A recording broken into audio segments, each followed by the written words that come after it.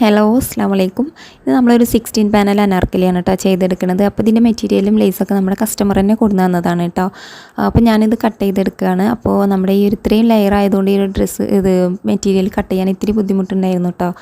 അപ്പോൾ ഇത് സ്റ്റിച്ച് ചെയ്യുന്നതിൻ്റെ മുന്നേ തന്നെ നമ്മുടെ കസ്റ്റമർ പറഞ്ഞിട്ടുണ്ടായിരുന്നു ഫുൾ സ്ലീവ് ആദ്യമായിട്ടാണ് കേട്ടോ ആൾ ചെയ്തെടുക്കുന്നത്. അപ്പോൾ ഭംഗിയില്ലാന്നുണ്ടെങ്കിൽ നമുക്ക് എന്തായാലും ചേഞ്ച് ആക്കണം എന്ന് പറഞ്ഞിട്ടുണ്ടായിരുന്നു കേട്ടോ.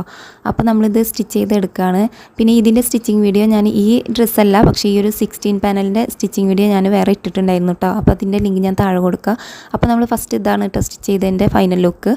അപ്പോൾ ഇത് ഇട്ട് നോക്കിയതിന് ശേഷം ഈ ഒരു സ്ലീവ് ആൾക്ക് അത്ര വൃത്തിയില്ല കേട്ടോ. അപ്പോൾ നമ്മളിതിൻ്റെ സ്ലീവ് ചേഞ്ച് ആക്കിയിട്ടുണ്ടായിരുന്നു. അപ്പോൾ ഇതിൻ്റെ ഷോൾ ഇതാണ് കേട്ടോ, ഒരു കുഞ്ഞ് ഷോളും കൂടി സെറ്റാക്കിയിട്ടുണ്ടായിരുന്നു കേട്ടോ. അപ്പോൾ നമ്മളിത് സ്ലീവിൻ്റെ ലെങ്ത്തൊക്കെ മാർക്ക് ചെയ്തിട്ട് നമ്മൾ 3/4 സ്ലീവ് ആക്കി എടുത്തിട്ടുണ്ട്. പിന്നെ അതുപോലെ തന്നെ അടിയിൽ സ്ലീവിൽ ലേസും കൂടെ കൊടുത്തിട്ടുണ്ടായിരുന്നു കേട്ടോ. അപ്പോൾ ഈ ഒരു രണ്ട് ഡ്രസ്സിലും നിങ്ങൾക്ക് ഏതാ ഇഷ്ടപ്പെട്ടെന്നുള്ളത് കമൻറ്റ് ചെയ്യാം കേട്ടോ. അപ്പോൾ ഈ സ്റ്റിച്ചിങ് വീഡിയോ ഞാൻ താഴെ കൊടുക്കാം കേട്ടോ.